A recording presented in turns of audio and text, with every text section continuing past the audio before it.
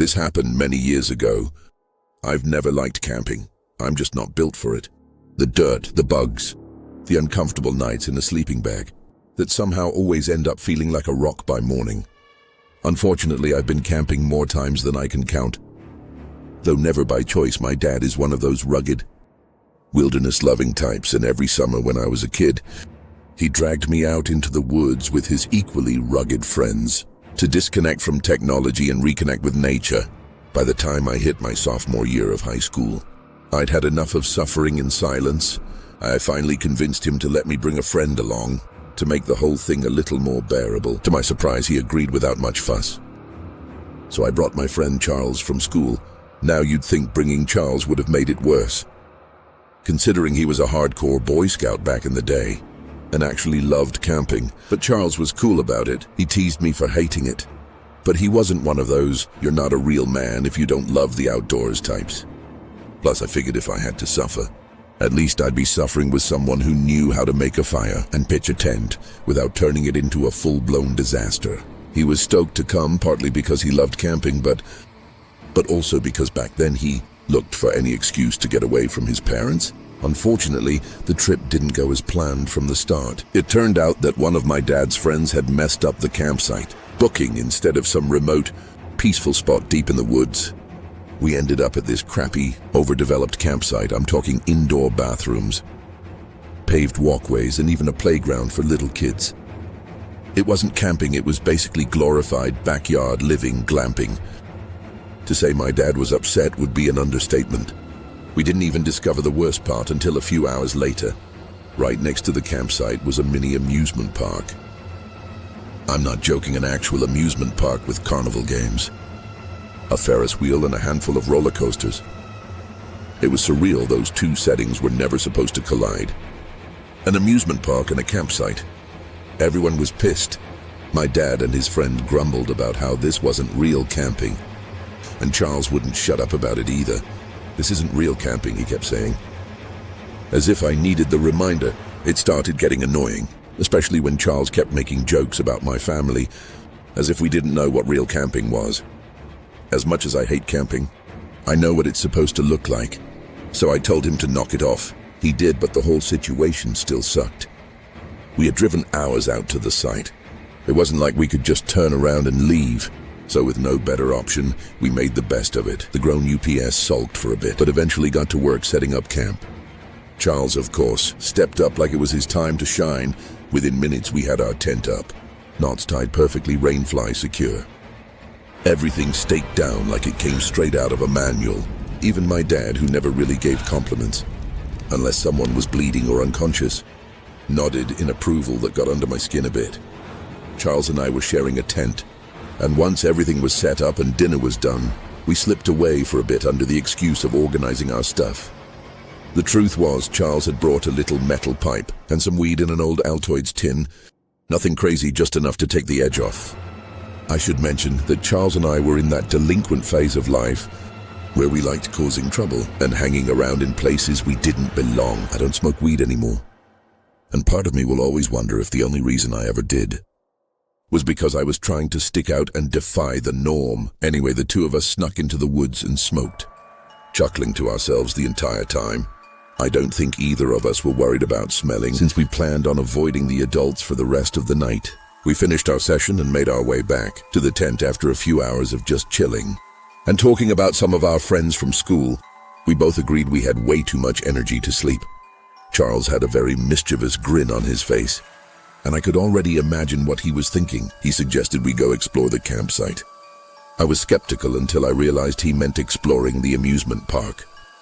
That instantly piquing my interest, he said it would probably be a piece of cake. Getting to the top of one of the roller coasters, climbing stuff was something we loved doing back then, and the thought of climbing a roller coaster was exhilarating. So after we were sure everyone was asleep, well, after midnight, we grabbed our flashlights and headed to the fence surrounding the park. It wasn't even that hard to climb, just a little boost from Charles and we were in. The place was dark, but there were security guards patrolling, and every so often we'd hear the hum of a golf cart making its rounds. It felt like we were in some kind of stealth video game, sneaking around and trying not to get caught. We moved slowly through the park, ducking behind buildings and keeping an eye on the patrols. At one point, we had to sprint across an open stretch of road to avoid a guard. It was thrilling, but also scary as hell. It's a hard feeling to describe. Everything felt like a game, but we both knew the consequences would be harsh if we were caught. We finally made it to the base of the roller coaster. Up close, it looked way bigger than it had from the campsite. We spotted the maintenance stairs running up alongside the main ascent. I didn't hesitate. The metal rungs clanged softly under our feet as we climbed. One step at a time, trying not to make too much noise. There were no railings for part of the climb, which was genuinely terrifying. When we reached the top, the view was unreal. We could see the entire park below us.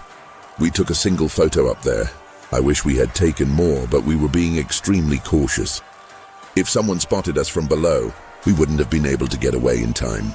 Eventually, we figured we'd pushed our luck long enough and decided to head back down. After making it to the bottom, we started creeping through the park the way we'd come. For whatever reason, the return route felt much quicker. Maybe the patrol wasn't as intense, or maybe it was just too adrenaline. I couldn't tell you. We were about 5 minutes away from the spot where we'd hopped the fence.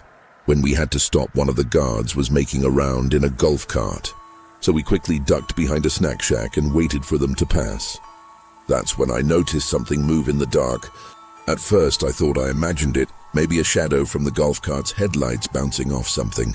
But then Charles tapped my arm and pointed in the same direction. I focused my gaze, and there it was. About 30 feet away, barely visible in the darkness between two buildings, was another person. They were crouched down just like us, as if they were also sneaking around and trying to avoid the guards. It didn't look like a kid. The worst part was that I was fairly confident they were looking directly at us. At this point, we were genuinely scared. Between the patrolling guards and now this, the situation was getting overwhelming. As much as we wanted to move, we couldn't. The guards still hadn't passed. I kept my eyes locked on the figure, and then they started moving. They darted across a patch of open ground and briefly passed through the light of a nearby street lamp. For a split second, I saw him. Clearly, it was a man. He was wearing tattered clothing and had an awkward stride, like he was injured or disfigured, but none of that was as unsettling as the dark liquid. Smeared across his face, it looked like blood. Charles saw it too. We exchanged a terrified look. The man ducked out of sight. Eventually, the guard passed us and we kept moving. We didn't say a word as we made our way back to the fence. I kept checking over my shoulder every few seconds, convinced we were being followed. But no one was there.